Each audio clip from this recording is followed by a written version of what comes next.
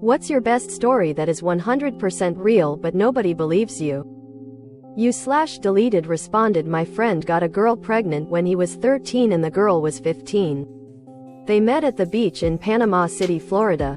She was rich and lived in Ohio, he was poor and lived in Georgia. My friend never told anyone but me. He is now 28 and has a 15-year-old kid only I know about. The only reason he got away with it is because this girl's family was super rich.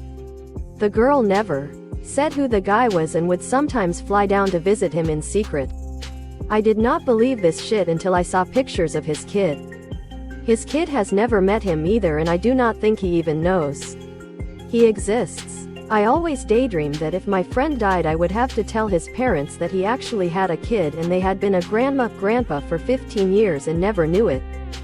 You/Lori1119 responded, on the way to visit a friend, my husband and I got lost on a highway in Pennsylvania. By some weird chance, my husband's friend drives past us in the opposite direction. We see him and turn around to catch up to him. Finally pulling over, we are standing on the side of the road, two-lane highway, discussing the directions to the friend's house. Surrounding us are farms, with corn and other various crops. Out of nowhere, a duck appears on the opposite side of the road. He is looking at us curiously while we are talking. We watch him look both ways and waddle across the road to where we are standing. Cars are honking at him as they attempt to drive past.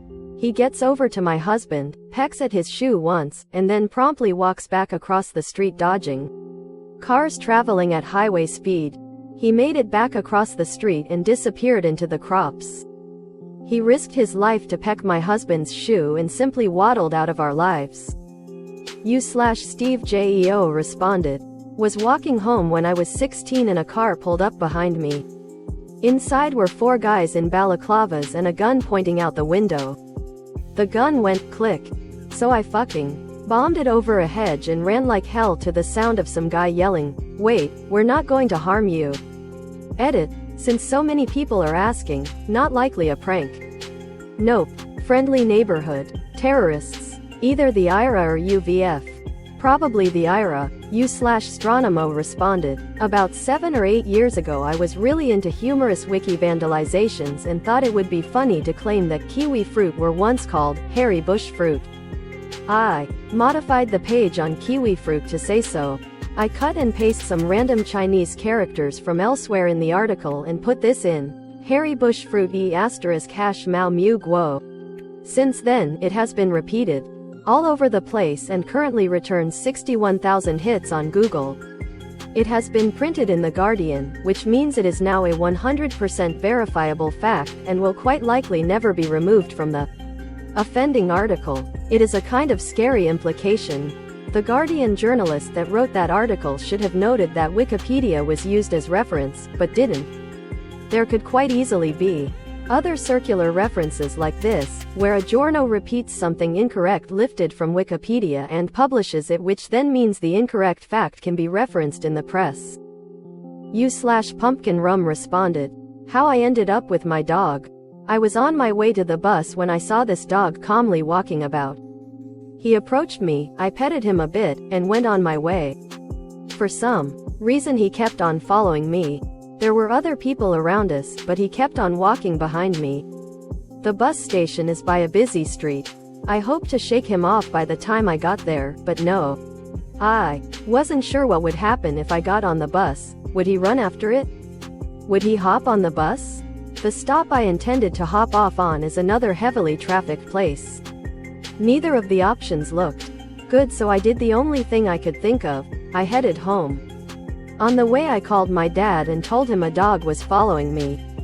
He laughed, thinking it was my way of trying to skip school. He went along with it though, promising to drive us to the nearby dog shelter. Imagine his surprise when I come home with a dog. So, we drive to the dog shelter, where we have to turn him in. A week or so later we get a call saying that no one had claimed the dog or reported him missing. My dad wanted a dog, different breed though, but seeing as this fellow had followed me around he figured, well, this is the dog. And that, kids, is how I met my dog. This is him. U/Bumble_beer responded. I was in Sao Paulo, Brazil, on a business trip. The night before departure I wanted a drink, but the lounge of the hotel was closed for a private party. I didn't want to go out of the building alone at that time, so I started talking to one of the private guards. Then this lady came closer and asked if there are problems. I explained her I was hoping to get a drink, but didn't want to bother. She started talking in a very good English. I can speak enough Portuguese to get by, but I'm definitely not fluent, and explained me it was a party after a wedding. She was older than me, probably late 40s, but very good looking. She asked me if I wanted to join her upstairs for a drink, and she brought me to her room. We spent 30 minutes banging on every possible surface until she told me she had to go back to the lounge. I asked her why the hurry, and she told me she was the mother of the bride. I felt like in a MasterCard advert. U/IMapotato99 responded. Another one. I was watching a minor league game and asked Deion Sanders for a hello. That was it. He waved me off and I was about 7. And somehow, what a prima donna came out of my mouth. The look on his face when he stared at me was priceless. Fast forward and he is ending his career with Dallas, and I am waiting for a flight out. He has a huge posse holding up the line, so yell, what prima donna is holding up the damn line?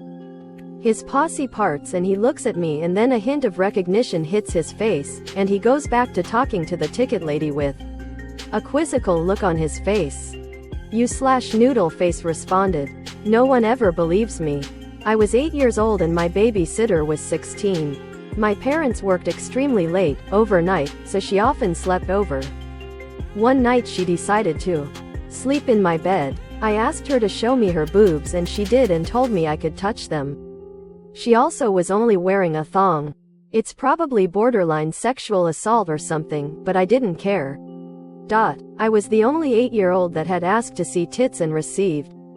I looked her up on Facebook recently and she is a beast.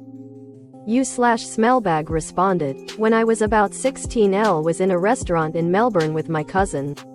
I noticed a young guy eating with his family. I said to my cousin, haha, hey look, it's Harry Potter, because of his similarities to Daniel Radcliffe. My cousin replied, that is Harry Potter. It was. He was in Australia shooting an Aussie film. A bit later I went to the toilet to pee. Whilst I was at the urinal, Daniel came in and began to pee in the urinal next to me. Elle looked over at him and we made eye contact, and he said, nice wand, finished, washed his hands and walked out. No one has ever believed this, and only my cousin can vouch for the fact that we saw him, but not for what he said in the toilet. TLDR, Daniel Radcliffe, Harry Potter, told me I had a nice wand whilst we were urinating next to each other. U/KLS17 responded. When I was little, my younger brother and I were always staying with babysitters during the day. This one time, we were with the same babysitter for a few months. As soon as we got to her house, I would hang me and my brother's coat on the coat hangers that were strategically placed right before the basement stairs. My brother was too little to reach the coat hangers, so I would have to hang his for him. Well, one day he got this stubborn idea that he wanted to hang his own coat. I remember being nervous, but I let him try anyway. He picks the hanger that is the closest one possible to the top of the basement stairs. As he is on his tiptoes, struggling to reach the hanger, he all of a sudden falls over and down the basement stairs. The babysitter heard him crying, then accused me of pushing my baby brother down the stairs. She told my mom about it later. To this day, no one believes me that I didn't do it. I would never hurt my little brother. U/Jarum73 responded. Was working at a bar with a girl who used to be married to a pro wrestler. One night the British Dog, Sid Vicious, and Macho Man Randy Savage come in for beers and to say hi to her. They ended up hanging out all night and get loaded, and she tells me that they are looking for some drugs. Called my dealer, at the time, and he dropped some off, and I and another bartender were invited to go drinking with them after our shift. Ended up going in a limo with Sid and Macho Man and doing tons of drugs on way back to their hotel, where we witnessed Mean Gene Okerlund killing it with some 20-something girls. Best part of the night, and maybe my life, we pulled up to a stoplight and Macho Man, incredibly amped at this point, as we all were, sticks half out of the sunroof next to a group of people waiting to cross the light and screams, "Snap," into a Slim Jim. He scared the shit out of about half of them, and then the cheers erupted. I still chuckle about it till this day. U/WillWilter93 responded, when I was like 11 I went to this big children's fishing festival where all the kids in attendance got their names put into a hat and then drawn out to determine which guide they were paired with, in groups of 2 to 3 per guide. Well, lo and behold, my name is first, so my brother and I get to go with the number 1 guide there, who happens to be a professional fisherman. Or something. The guy was the only guide to come with his own cameraman. Like an actual cameraman tagged along with us. So apparently this guy, who was very nice and I had a great time with, as a somewhat famous fishing video maker, and my brother and I were filmed every time we reeled in a fish. The guide told us we may make it into one of his videos or even onto a fishing TV show, but he didn't know for sure. So one day I'm sitting there watching ESPN on a Sunday morning before church, and no shit, there I am with my little brother catching a big ass walleye. Of course my parents were getting ready and my brother was in the shower, so no one else saw it, but it was nuts. This was before DVR or anything, and I had no idea it was coming, so I couldn't set up a recording, but I was on ESPN for like 30 seconds. Probably the pinnacle of my fame right there. U/Nodink responded, as a child I can remember standing out on the apartment balcony and watching kangaroos in the distance. My mother used to make homemade clay for me to play with using flour and some other kitchen materials. I didn't have a bed, slept in a mostly empty room with a few toys, mostly cars and one of those Hot Wheels tracks that go around a loop. I've never been outside the U.S. My mother claims she's never done this or even knows how to make clay, and that Elv always had a bed, and I'm 100% sure I'm not adopted. Sure enough, those memories are there, multiple memories of it, not like some kind of weird out of the ordinary kind of memory. More like, those were general kind of memories from childhood. Thank you so much for watching this far. Please excuse this AI voice I am saving to get a microphone. I hope you enjoyed the video all the same.